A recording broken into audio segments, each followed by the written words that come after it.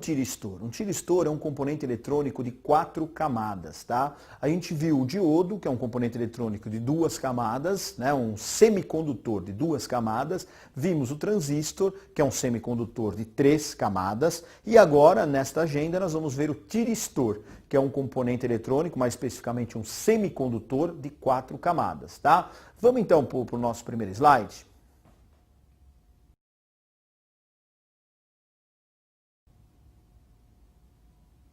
Bom, fazendo uma introdução sobre tiristor, tá? Então nessa agenda você irá estudar e conhecer o tiristor juntamente com os circuitos para seu controle e disparo, além de algumas aplicações básicas. Bom, entre os tiristores, pessoal, nós vamos destacar 2 que são os mais usados, tá? Um que a gente chama de SCR e um que a gente chama de TRIAC. Tá? SCR é semicondutor controlado de silício, tá? E o TRIAC é um triodo de corrente alternada, tá? Vocês vão perceber que o SCR ele conduz em apenas um dos sentidos, do anodo para o catodo, sempre controlado por esse terminal que a gente chama de G, de gate, tá? O TRIAC ele vai conduzir em vários sentidos, tá? Do MT1 para o MT2, do MT2 para o MT1, mas sempre também controlado por esse terminal de controle chamado de gate, tá? Então, o SCR possui anodo, catodo e gate, o TRIAC possui anodo 1, anodo 2, que a gente chama de MT1 e MT2, e o gate, tá bom? Vamos para o segundo slide. No segundo slide nós vamos fazer uma definição de tiristor. O que é um tiristor? Tá? O nome tiristor engloba uma família de dispositivos semicondutores multicamadas que operam em regime de chaveamento. O tiristor é um chaveador, vocês vão perceber isso no decorrer da aula, tá? Tendo em comum uma estrutura de no mínimo 4 camadas semicondutores numa sequência PN-PN, tá? 3 junções semicondutores. Então, como eu falei, ele é um componente de 4 camadas que tem 3 junções semicondutoras, tá? Apresentando um comportamento funcional. Os tiristores permitem, por meio da adequada ativação do terminal de controle, quando a gente fala do terminal de controle é o gate, tá?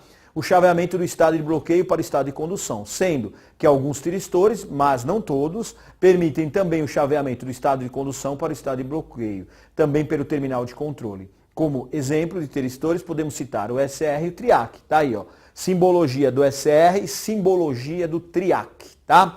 Importante, TIC, tudo que é TIC é tiristor, tá? TIC 100 e alguma coisa, por exemplo, TIC 106, TIC 116, TIC 126 são considerados SCR. TIC também, só que 200 e alguma coisa, pessoal, é considerado TRIAC. TIC 206, TIC 216, TIC 226 são considerados TRIAC, tá bom? Vamos para o nosso próximo slide, pessoal. No próximo slide nós vamos começar a detalhar o funcionamento agora do SCR e depois do TRIAC, tá? Princípio de funcionamento do SCR. O SCR, olha lá, é um retificador controlado de silício. Faz parte da família dos tiristores, que são dispositivos semicondutores de 4 camadas, usados em diversas aplicações na indústria. É semelhante ao diodo, conduz em apenas um sentido, porém de forma controlada. É formado por 4 camadas. PN-PN possui 3 terminais, anodo, catodo e gate. O gate, localizado em uma das junções semicondutoras centrais, possibilita controlar a condução do componente. Assim, como uma pequena corrente no gate, pode-se controlar altos níveis de corrente no SCR, tá? Aí está a simbologia do SCR e do lado as 4 camadas, olha lá, PN, PN, né? PN, PN quer dizer positivo, negativo, positivo e negativo. Tendo 3 junções, o que a gente chama de junção 1, junção 2 e junção 3, tá? Só lembrando, a gente já falou sobre isso, mas só lembrando, o que são as junções? É uma região próxima do material P e N, aonde você tem o que a gente chama de barreira de potencial. O que é a barreira de potencial? É uma região neutra, aonde a corrente vai ter dificuldade para passar, criando em cima da junção uma diferença de potencial, ou seja, uma tensão. Tá? Qual é a principal função do SCR, pessoal? Você aplicar uma pequena corrente de gate e você ter altas correntes entre anodo e catodo. Por isso ele é considerado um componente de potência. Nós dizemos que o SCR é aplicado em eletrônica de potência. Tá? Aplicação em corrente contínua. Então, em CC, tá? Deve ser previsto o circuito de reset após o SCR disparar. No circuito aplicativo em corrente contínua, a chave A é usada para disparar e a chave B para bloquear o SR. Então, olha lá. Quando você aciona o A, a chave A, pessoal, você vai ter corrente no gate do SR. Aí ele começa a conduzir. Quando ele começa a conduzir, pessoal, a lâmpada, onde está escrito 10 watts, 12 volts, acende. Tá? Então ele começou a conduzir. Esses dois resistores de 1K basicamente para fazer um divisor de tensão no gate, para você não ter uma tensão entre gate e catodo muito alta. Tá? Ah, mas eu quero bloqueá-lo, eu quero que a lâmpada apague. Para você fazer com que a lâmpada apague, é só você fechar a chave B. Quando você fechar a chave B, pessoal, toda a corrente elétrica não vai passar pelo SR, ela vai passar pela chave B. A hora que ela passa pela chave B, a corrente em cima dele cai para zero praticamente, ou seja, cai para um valor muito menor que a corrente de manutenção, que a gente chama de corrente de holding, e ele passa a bloquear, ou seja, ele fica bloqueado, tá? Para voltar à condução, você tem que abrir a chave A, abrir a chave B, fechar a chave A, ele volta a conduzir. Então isso é um processo, pessoal, de condução e não condução. Condução e bloqueio, condução e bloqueio, condução e bloqueio do SR. Próximo slide. Próximo slide mostra uma aplicação do SR em corrente alternada, tá? Veja, nós acabamos de ver uma aplicação do SR para corrente contínua. Agora nós estamos vendo uma aplicação do SR para corrente alternada. Bom, isso é importante falar para vocês. O SR ele pode funcionar tanto em corrente alternada como em corrente contínua, tá bom?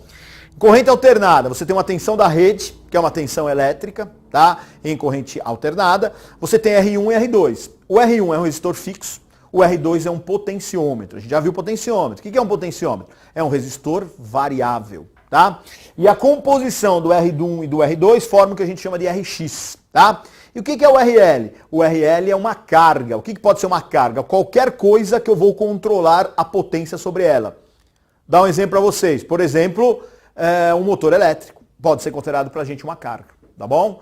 Um motor elétrico, uma lâmpada pode ser considerado para a gente uma carga, tá? Essa fórmula que vocês estão vendo aí, RX igual V de rede menos VGT dividido por IGT, essa é uma formulinha que a gente usa, pessoal, para calcular o RX. Tá? Aonde o V de rede vai ser o VRMS. O que é VRMS? É a tensão eficaz vezes raiz de 2, vezes o seno de alfa, menos VGT dividido por IGT. O que é esse alfa? Esse alfa é o ângulo de disparo do SCR. Tá? Condição importante, pessoal. Condição importante. Isso vale tanto para o SR como para o TRIAC. Apesar de estar escrito ali disparo do TRIAC, isso pode valer no gráfico. Está escrito disparo do TRIAC, também vale para o SR. Tá? Detalhe importante, pessoal, você tem uma tensão V, você tem um ângulo de disparo, que no caso aí no exemplo foi 15 graus, tá? E aí você tem ali embaixo, pessoal, comutação natural. Por que comutação natural?